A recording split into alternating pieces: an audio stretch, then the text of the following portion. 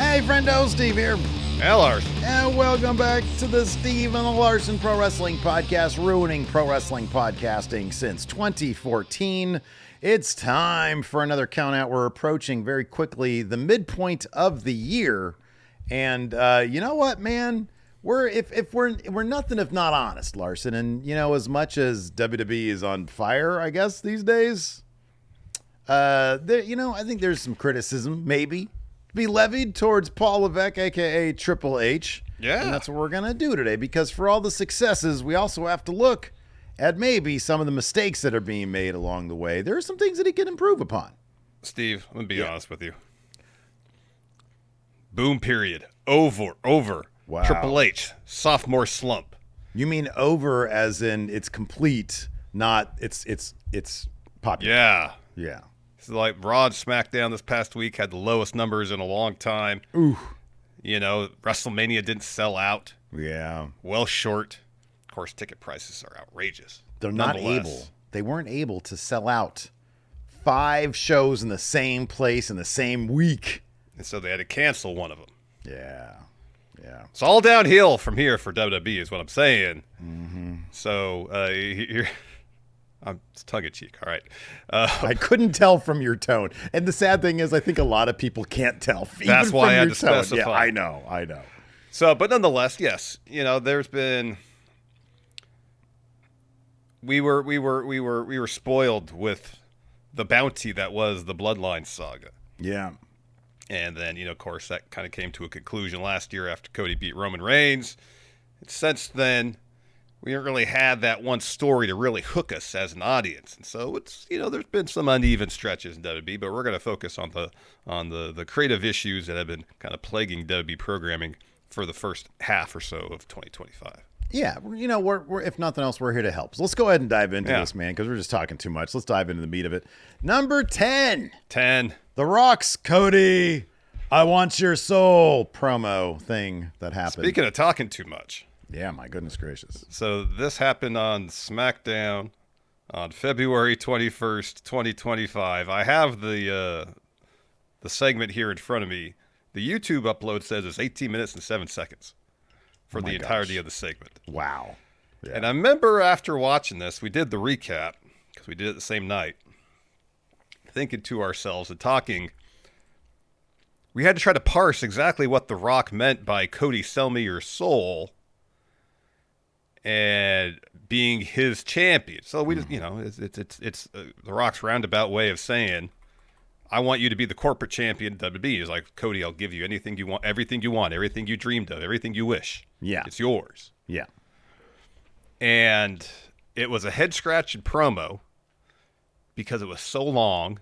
It didn't really have like a punctuating moment. It just kind of went on for 18 minutes aimlessly. And the look that Cody had afterwards, I think, was shared by a lot of people who watched this, which was confusion. I remember them doing a relatively decent, like 2-minute video package that sort of boiled this down to its essence. Didn't need 18 minutes. And I do remember like afterwards on our review, the general idea was, you know, there might have been something to there's a decent seed of an idea here, but my God, the promo itself was so bizarre and lengthy that it really it wasn't intriguing. It wasn't intriguing like I think they were aiming to be. And I think that's sort of a symptom of Rock shows up. They put Rock out there. And I understand they wanted Rock, according to Rock anyways, they wanted to bring him in to boost some tick. Was that for Bad Blood or for that was for the... It was Elimination Chamber they brought Elimination him in, Chamber, that's right. So this preceded that, yes. Right. And so they wanted the numbers to be better for Chamber. And so they're like, hey, Rock, come in. And I guess, you know, he agreed to do this as well, where you have this big hook for the Chamber. Cody makes his decision. They just could have done this a completely different way to actually add drama and intrigue.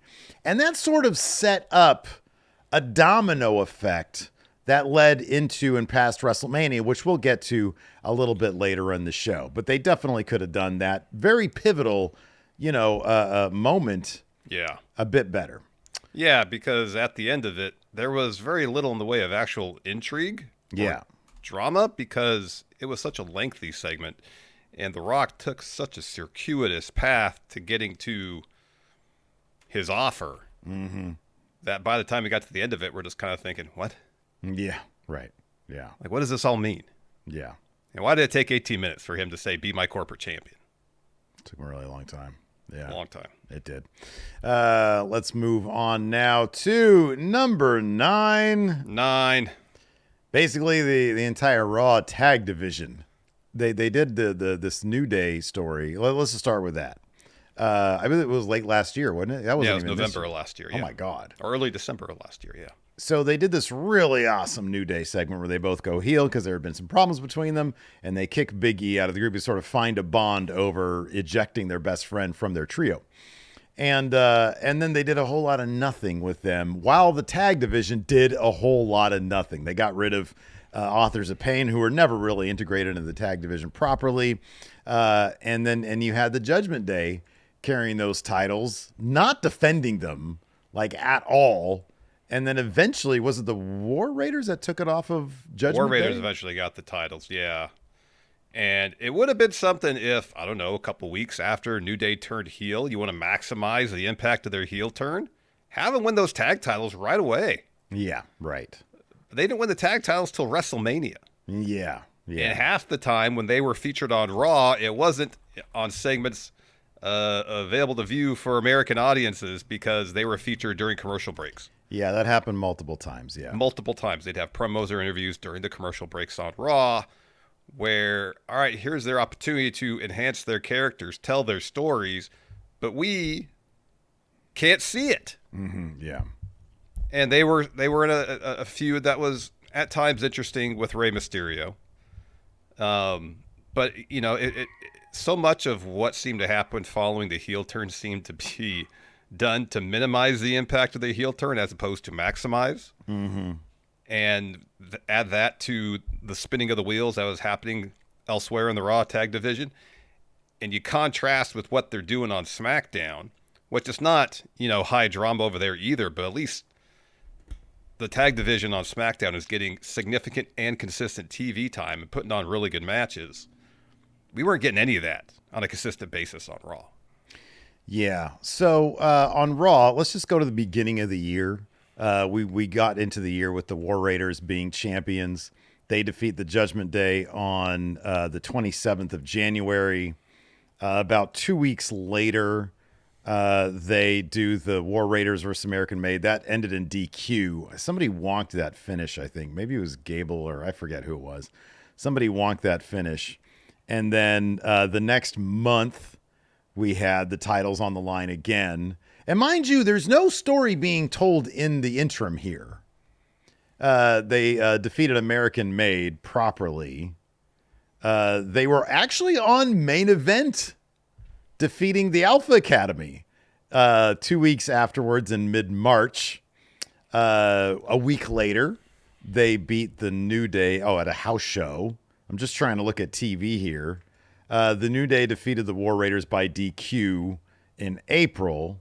And again, no real stories being told here. A little bit with the New Day and the War Raiders. They started to ramp that up a little bit when it became obvious that was going to be the WrestleMania thing. And then at WrestleMania, the New Day finally won those titles. And the New Day, it seems like right now they're a little bit more involved in the tapestry of Raw, anyways, as opposed to just sort of coming out, dropping promos.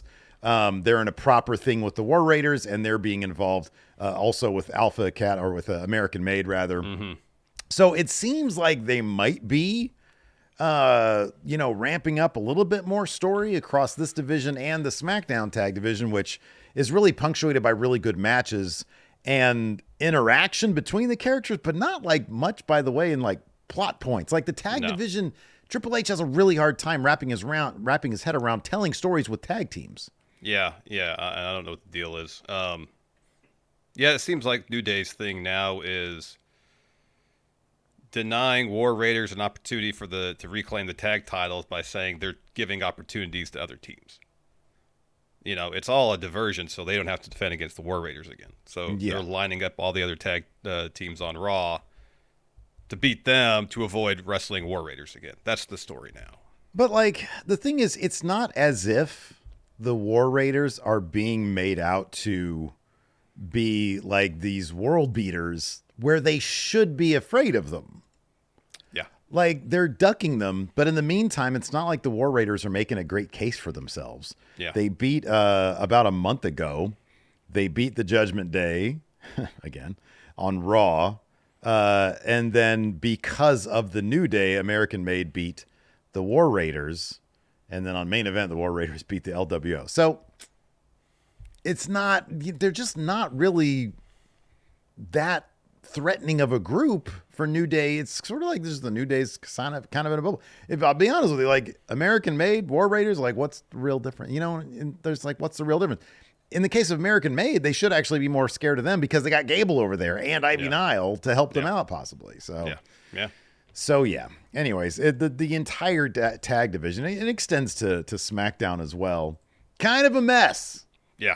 Kind of a mess over there. Anyways, let's move on to number 8. The return of Charlotte Flair. Now, originally, when you were coming up with this list, you had the side-by-side with Tiffany Stratton, which really is kind of like the apex of the Charlotte Flair issue with WWE. That was the fulcrum point, because before that, their feud had basically no story, but at least there was that segment where they brawled and Tiffany did the moonsault off the Tron, and that was cool. That was great. Like it was really the tension had been kicked up a little bit. Yeah, there was tension and stuff, and then they had that side-by-side interview where seemingly Charlotte went off script, and that kind of tanked whatever intrigue for the moment. Now, people might have been interested in the match based on the fact that it went so far off script, seemingly. Nonetheless, seemingly from the beginning, there was this kind of, I don't know, Charlotte, it was about mid-January where they started running vignettes for Charlotte's return. And it's a lot of her on a yacht, traditionally in the world of pro wrestling, if someone is rich, they're positioned as a heel. It's just the way it is. And it seems like, from her perspective, she didn't necessarily want to be a heel upon her return. She's talked about this, about wanting to be a babyface and getting the opportunity to high-five fans on the way to the ring and stuff like that. And her first promo back, pretty much instantly, the crowd started booing her. And I don't know if she kind of had to just roll with it because that's what she was getting from the crowd. So from the very beginning, it seemed a little off. And then you add the side-by-side interview with Tiffany, and things kind of got off the rails. Yeah, honestly, dude, like it felt like Triple H wanted to do one thing, and I don't know if there was no consultation, if there was just like, hey, I trust you on this. I understand the idea if, from like in a big picture point of view, Tiffany Stratton, they're going to position her as a good guy. To she's been under the thumb of Nia Jax. Candice has been undermining that. And, we can all kind of relate to that. Somebody being manipulated and you're not into it. She has the money in the bank. She cashes in on Nia Jax. She's a good guy. You bring in Charlotte Flair as the arrogant winning heel that she is, the 15-time champion, whatever she's been. I think it's been 15. And she's set to make her big return. The problem is it's like I understand, generally speaking, the idea that, okay, you got this, multi-time champion coming in. Charlotte's like, the cream of the crop. Let's use her to get Tiffany Stratton over at WrestleMania. And the match will be good. That all kind of makes sense.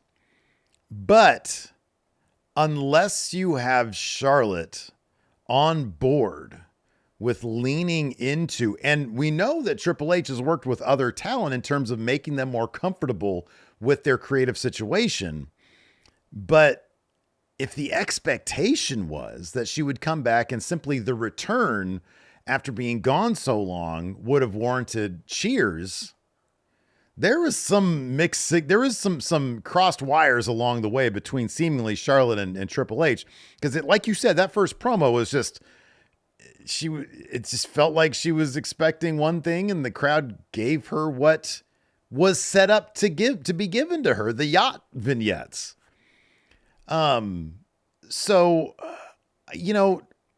the thing about Charlotte is she was gone for a very long time with a very serious injury.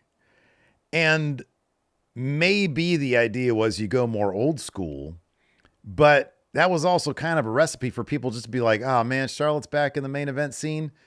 You make her sympathetic.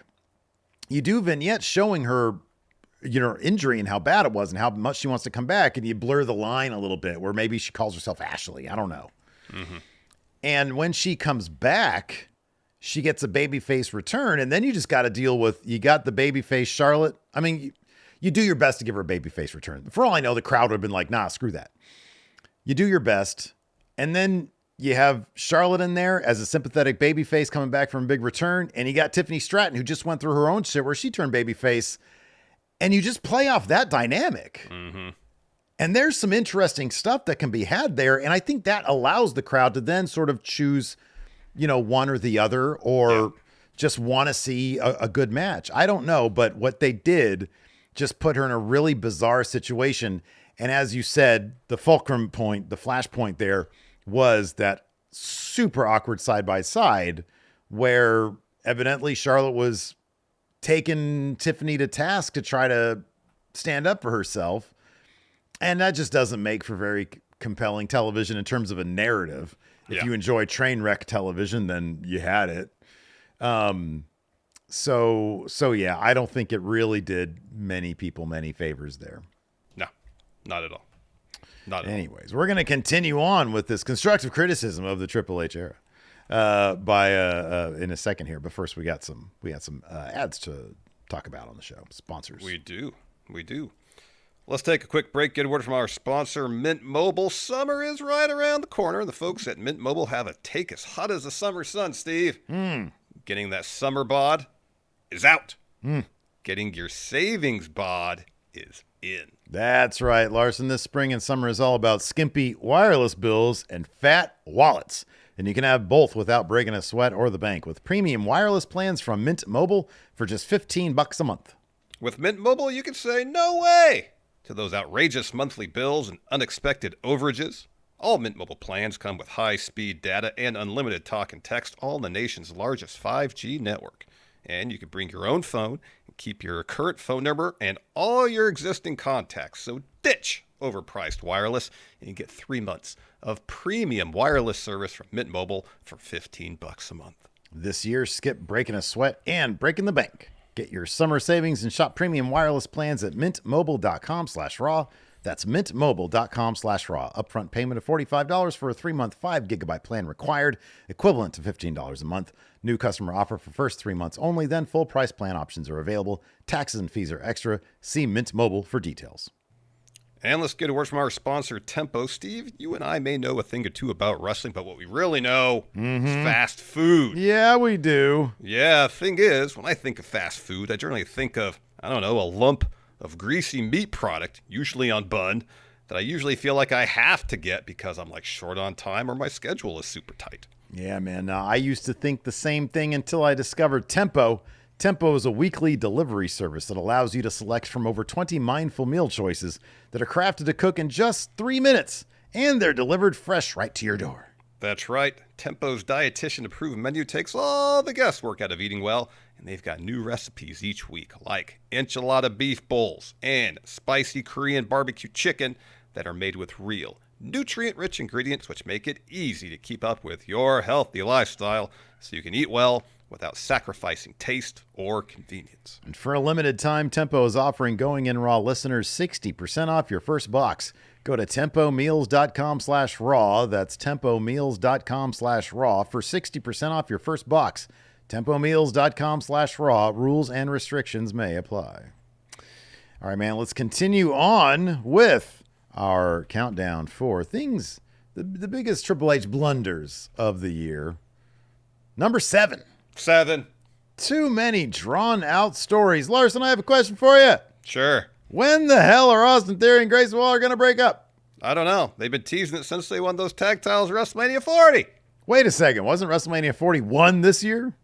Yeah. It's been over a year. More than a year. More than a year. Have they really added any sort of extra dimension or drama to the story? No. No. They're fine for times. They're not fine for other times. Now they're not fine, seemingly.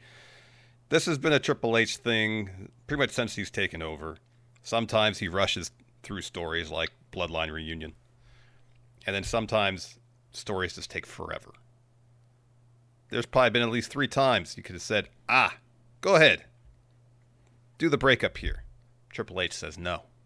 There's more drama to mine by waiting yet longer. I wonder in the case of Theory and Waller, if it's like he's not actually telling a story. He's simply saying, this is the tag team. It's not a story. This is just who they are. This is just their dynamic. That could be, in which case. But they're not really in a tag division. No, they're not. No, not really. Because the Raw tag division is like barely there. Yeah. And they're not tagging currently. They're not. No. Yeah. There's like dudes who hang out that are trying to get it under each other's skin. They just sort of like get each other into bad situations for each other. Yeah. Yeah. It's weird. It's weird. But you can even go back to the New Day, heel turning. You got to strike while that angle is super hot. Mm-hmm.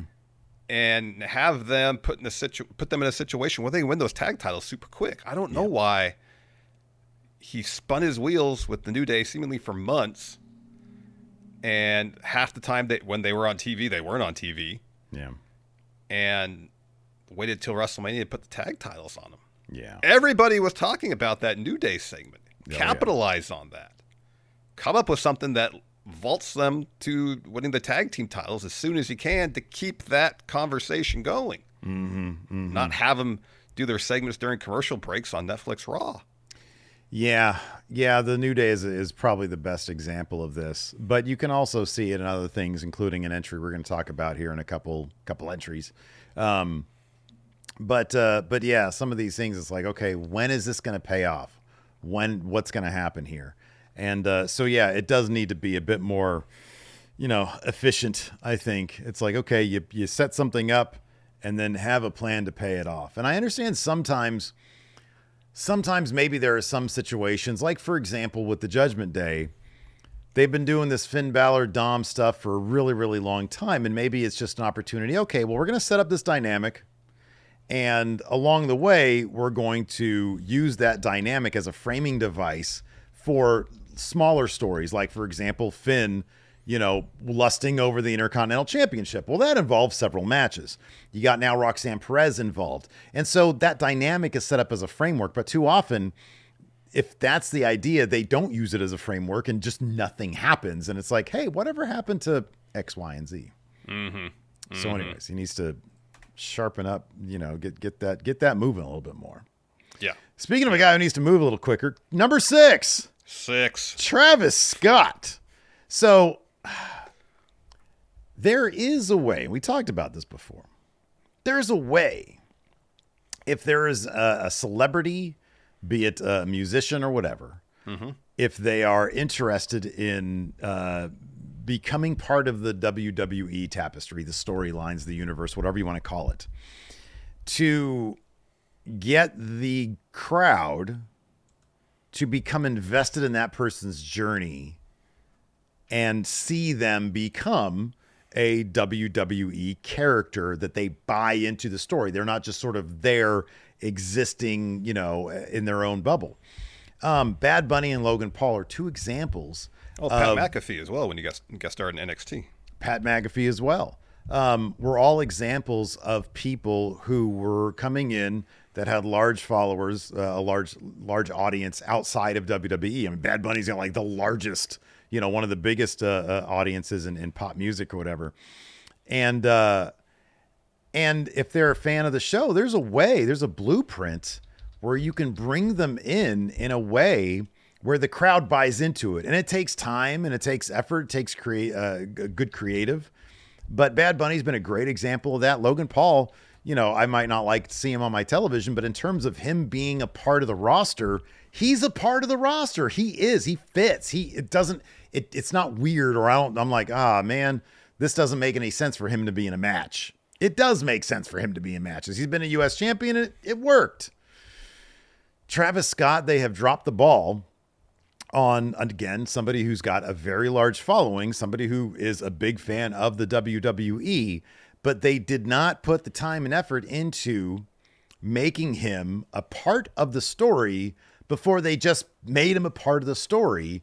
And he's been more of a creative distraction when he has shown up than anything else. Of course, Elimination Chamber and WrestleMania are the two big examples. The Netflix premiere was fine because all he did was walk Jey Uso to the ring while smoking a blunt.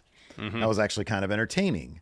But now there's this thing where there's a pitched idea for Money in the Bank where he's going to be involved in a match. One of the pitches evidently was Cena, Travis Scott, and Logan Paul against Cody Rhodes and the Usos. I read that earlier today. And whether or not that match is going to happen or not, I don't know. But the crowd is not going to respond unless this guy does some really crazy cool shit. And they really should have already gotten to the point, if he's going to be involved in an actual match, they should have gotten to this point by now. Money in the Bank is only like 2 weeks away. Yeah. So I don't know if this match is going to happen. If it's not going to, I have no idea. I have no idea what they're going to do. Yeah, I have no idea either. Yeah. You know, in when it comes to WrestleMania, and we're going to get to more about how that all went down, the main event of night 2, the expectations were so high about what could happen. And, you know, everybody thought The Rock was going to be there. Yeah. And there was no reason for them to be dissuaded of that idea. Yeah. And like Travis Scott being involved in that match by itself, I don't have an issue with. But we need to know the dynamics between him and John Cena and The Rock for us to get a full understanding of what's going on. Yeah.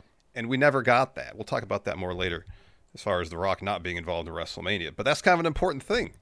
Yeah. And it takes The Rock picking up his phone and cutting a promo that they run during the show or just on social media or some combination thereof, pretty much saying, hey, I'm off shooting the Scorsese movie in Hawaii because I'm a huge star. Cody, you could have been in this movie with me. You're not. And since I can't be here, Travis Scott has my proxy. Yeah. Just do that. Yeah.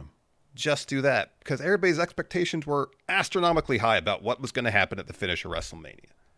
Dude, I'll be honest with you. Like, I feel like plugging in the story holes, yes, that suggestion would totally work.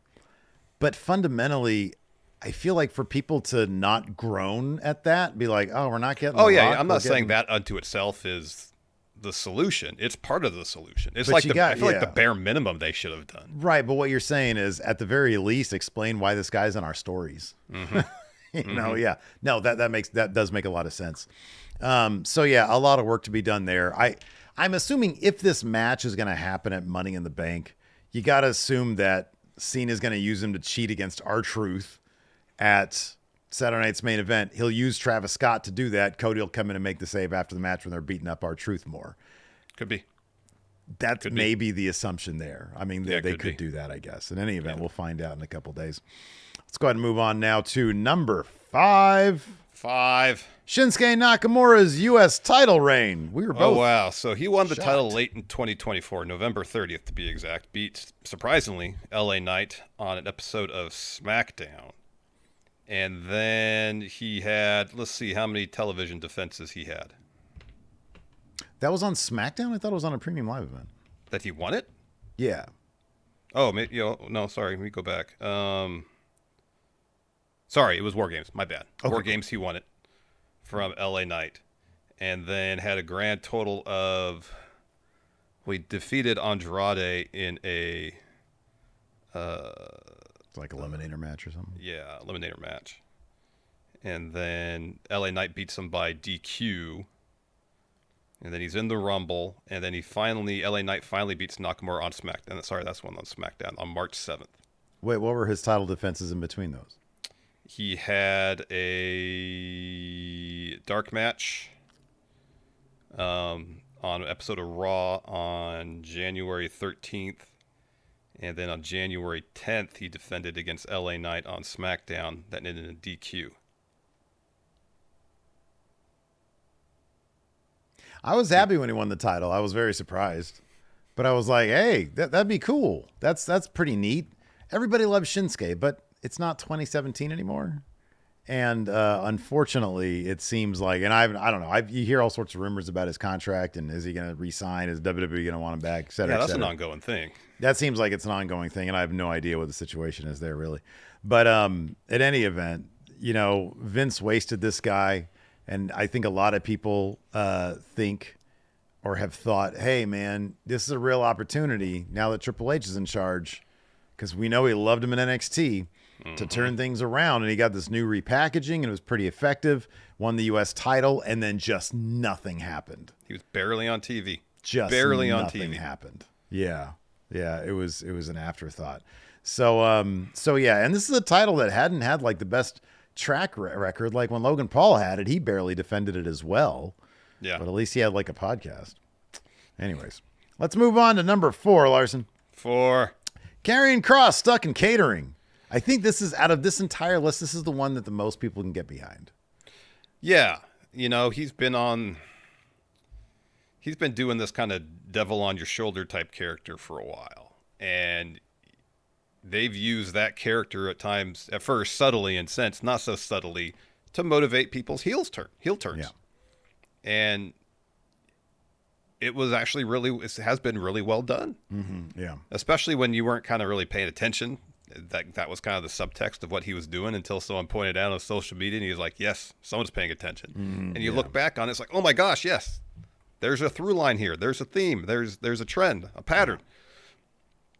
And then seemingly this year, he's a bit more active and overt about being the devil on your shoulder, but yet still kind of existing on the periphery of stories rather than having stories of his own. Like, he was talking to AJ ahead of his match against Logan Paul. He's been talking to Sami Zayn throughout the year. Yeah. But at no point has anybody that he's crossed paths with said, hey, I don't appreciate you doing this, trying to get me to turn heel. We have beef now. Yeah.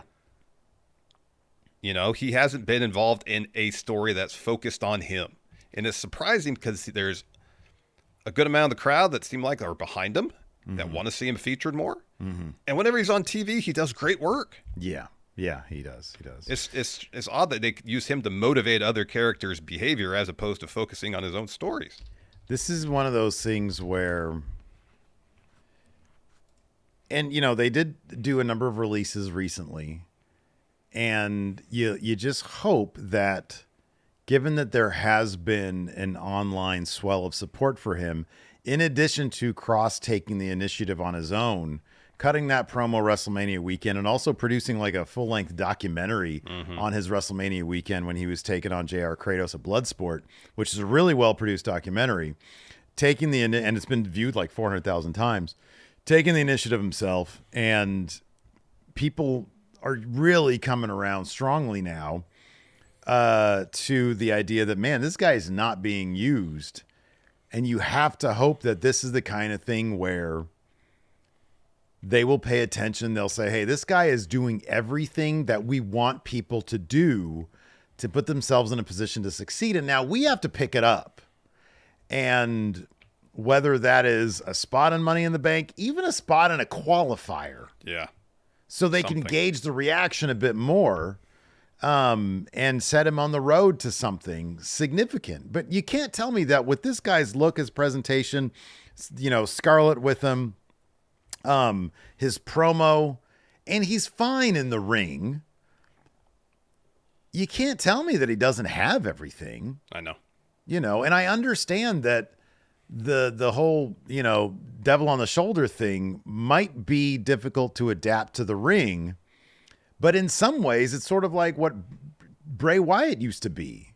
And that guy lost all the time. So it's not even a matter of like, oh, this guy's got to win. He's got to win some strategic fights. Yeah. But it really does feel like, hey, you need a strike on this guy because he's given everything he's got, and there's something there to this. There really is something there to this. Yeah, there is. It could be a situation where, as a character, he's fine taking losses if it helps his overall mission.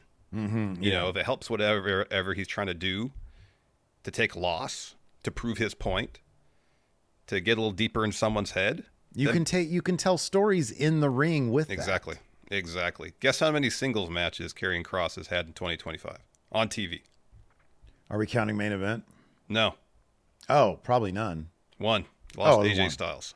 Okay, yeah, I remember that one. Yeah, Ahead yeah, of yeah. WrestleMania. He talked about that one. I think he got injured that one. And he was in the Andre Battle Royal, and he had 3 matches on main event. 1, 2, and 3. He won 2 of the 3? Yeah, he lost to Dragon Lee. He beat Tyler Bate, though, didn't he? Yeah, he did. And Tozawa. Oh, and Tozawa. Okay. All right. Well, hopefully we'll see more of him in the second half of 2025. I hope so. I hope so. Let's move on now to number 3. 3. The World Heavyweight Championship. It's basically a mid-card title. That shit almost never main events. Apparently it's main eventing this Saturday, which is nice. It is main eventing Saturday night's main event. Yeah. That's good. But if you take a look at like the run of Gunther as world champion, never really treated as much more than like an upper mid-card title. Yeah. I mean, it's in terms of the hierarchy of championships, it's probably above the Intercontinental and U.S. title, but not by a lot. No. In terms of its positioning on the card, storylines involving said title, creative energies put into developing storylines centered on the title. You know, Gunther coming off that almost 2-year run as Intercontinental Champion, you had a good sense of who his character was, and his aura was off the charts. Yeah. He was an unstoppable force of nature in the ring. Yeah. He won that title, and then it felt like, oh, he's our champion. We have to give him dimension now. And every attempt at giving him dimension seemingly just kind of lessened the impact of Gunther. I'm not saying Gunther should be one-dimensional by any stretch of the imagination. But just every time they tried something, it just didn't really seem to click.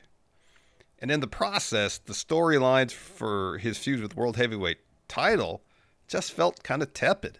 Yeah. None of them felt like they were in the main event. Yeah. And when you book a title to not seem like a main event title, it's not viewed as a main event title. Add to that one title says Undisputed Championship. That's far and away seen because it has the word Undisputed on there. Well, as the top title. I know, but even if it didn't, I know you always talk about that. I'm pretty sure you're tongue-in-cheek at this point with it. Only half tongue-in-cheek in that regard. Because obviously, since that one is the Undisputed title, they're going to put that title on the person that they view as the person who's going to be drawing the money. The top guy. Well, no, that title has the legacy. So the legacy is going to go, the lineage, yeah. The lineage is going to go on the Cody or the Cena. So this is wild, though, because you go back to January. Again, we're focusing on 2025, but obviously this precedes that. Saturday night's main event, January 25th, he beat Jey Uso. That name's going to pop up a couple more times. On Raw in February, and then in March, late February, so subsequent weeks, he beat Alpha Academy, Tozawa and Otis. This was cool, but kind of beneath him. He beat Axiom on SmackDown. It's a good match. And again, whenever he was on any show where the Undisputed title was, he was once again firmly in the mid-card. This was never featured as the main thing. Even the most prominent names on Raw, CM Punk and Seth Rollins at WrestleMania, they took on Roman Reigns. And CM Punk, being a Raw guy, in the promo, in the build-up to the Rumble and Chamber, he was calling out Cody Rhodes because of the Undisputed Championship. It's got the word Undisputed on there. It's got the word Undisputed on there. The wild thing is, when you look at the road to WrestleMania, the house show circuit, there are 2 names that stand out as guys that he fought, AJ Styles and CM Punk. Now, if those were the level of competition that he had on television, this might be a different story. Because Punk and AJ are legitimate main event material. I mean, AJ's not really main eventing these days, but he could be at any moment. Yeah. He did against Cody last year. Yep.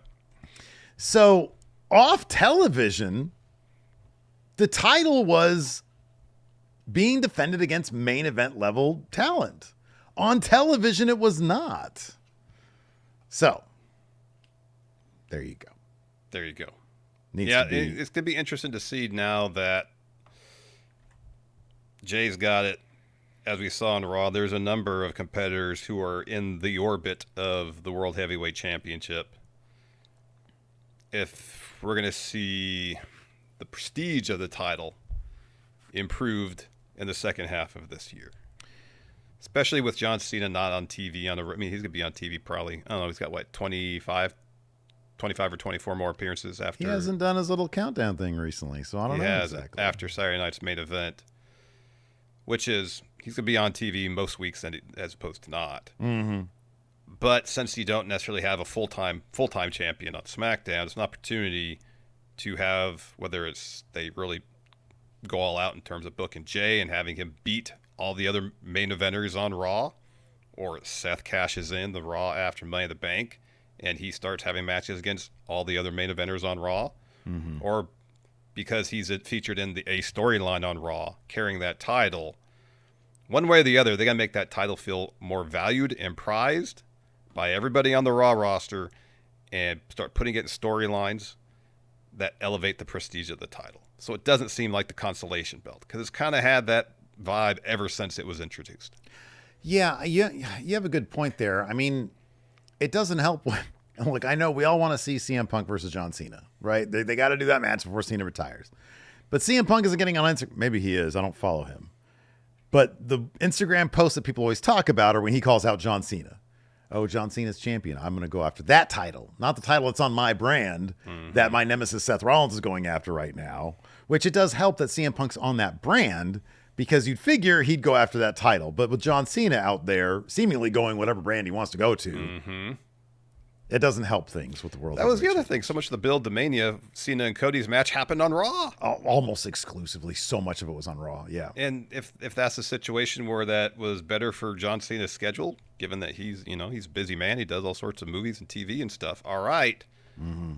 Well, then if the World Heavyweight Championship feud's not getting the spotlight it needs on Raw, give it to it on SmackDown. Find a way to make that happen. And he really didn't. Yeah. Right. It was like middle of the second hour. All right, here's the World Heavyweight Championship segment.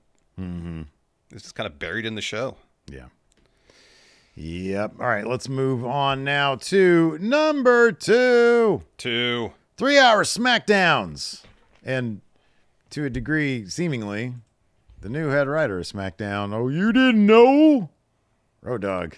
So Road Dogg, it was revealed, I don't know if it was announced or just reported first, that he took over as the co-head writer of SmackDown, I think February 21st. Okay. Now do some research to see if there's any alignment with the quality of SmackDown or the lack thereof in his promotion to co-head writer.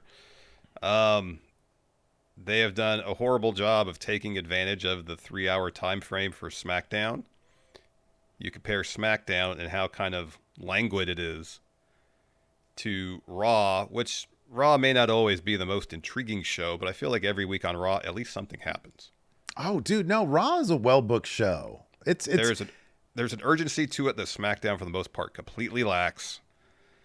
I feel like storylines weave a little better on Raw as opposed to SmackDown. My guess is the amount of wrestling, well, it's also 2.5 hours as opposed to 3 hours.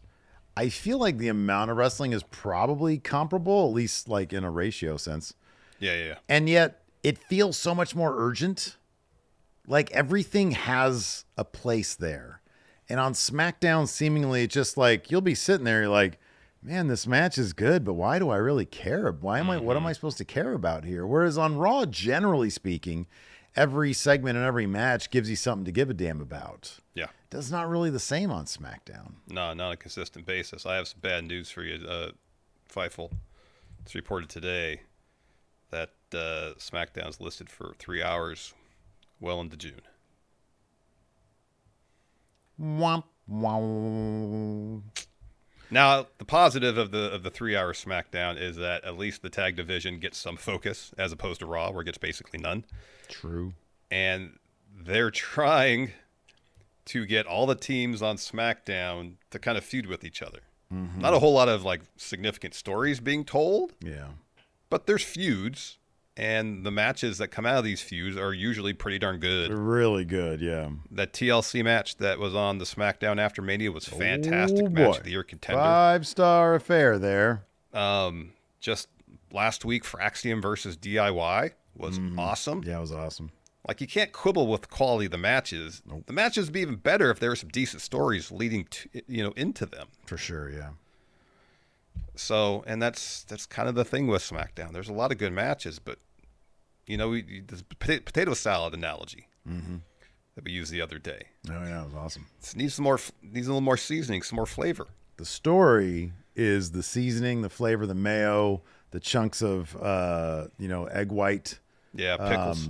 Pickle, yeah. Oh boy, pickles. Onions in there if you put that potato salad, whatever. The onions, celery, a bit of crunch. You get the crunch the in celery. there. Yeah. Then the celery. The potatoes are the matches. Yeah. But the seasoning, the flavor. So it really brings it all together. It's like the Road Dogg just plunked a bunch of potatoes and some mayo and some raisins. Oh, he puts raisins in his potato salad? Every Friday, man, we get 3 hours of raisins, buddy. Ugh. Let's move on to number 1. No Rock after Elimination Chamber. Now, when we first started concocting this list, we had a little bit of a debate, or not a debate, but you proffered something and I countered a little bit. And it was Elimination Chamber, that segment, the Rock, Travis Scott, and John Cena, because seemingly they knew full well that Rock wasn't going to be anywhere anytime soon on television. And my counter to that was, yeah, but that moment at least was intriguing and cool and opened up all sorts of possibilities. None of which happened, Steve. So I just wanted to get your point of view out there. The Elimination Chamber segment in a bubble was well executed, really intriguing.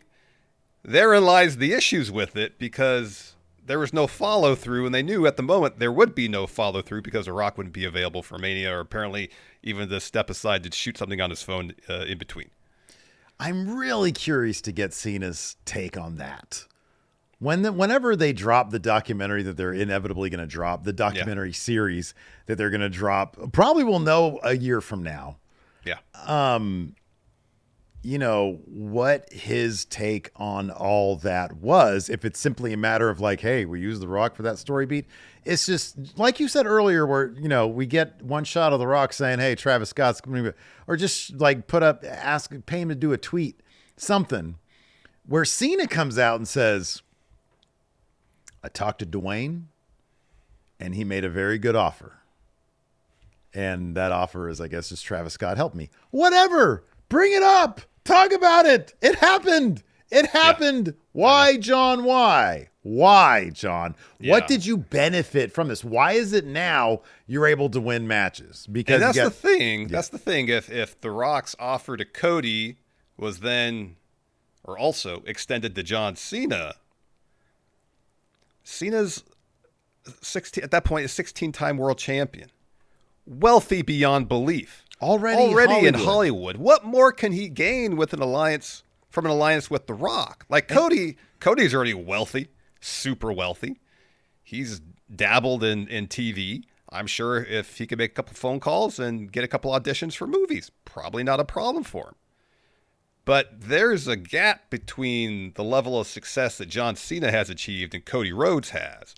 And The Rock going to Cody being like, hey, you're successful now. I can, imagine that times 10. That's what I can give you. All right. I get it. If The Rock goes to Cena and says the same thing, I was like, what more? What more can Cena accomplish? Yeah. Well, you're going to get him in the next Safdie Brothers movie with The Rock? So John could get an Oscar? Hey, you see the trailer for the new Aronofsky? No, I didn't know he had a new movie. Neither did I, but they ran it on, it's got Austin Butler in it. Okay. It's called Caught Stealing. Interesting. And at first I was like, God, this has such a familiar kind of look to it.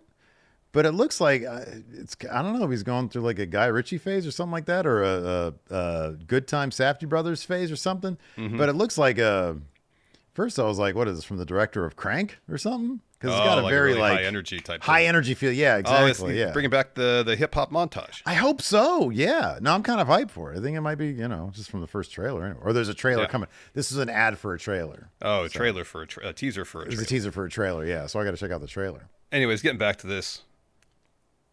If I don't you remember if Cena directly addressed anything regarding The Rock in any of his long promos. I know Cody brought up, oh, you sold out to The Rock. But we never had any idea of what the nature of the alliance, if there even was one, between Cena and The Rock. We don't know the dynamic Travis Scott played in all that, or played. Was this all coincidental? Was like The Rock looking for Cody's response at the same time John Cena was going to turn on Cody? Anyways, John Cena was just waiting for Cody, and he was like, "Oh, cool. Explain this then." That looked like a directive from The Rock to Cena. Turn on him. Give me a second. I can think about it. Why would somebody do this otherwise? He had a scratch. I knew you were going to say that.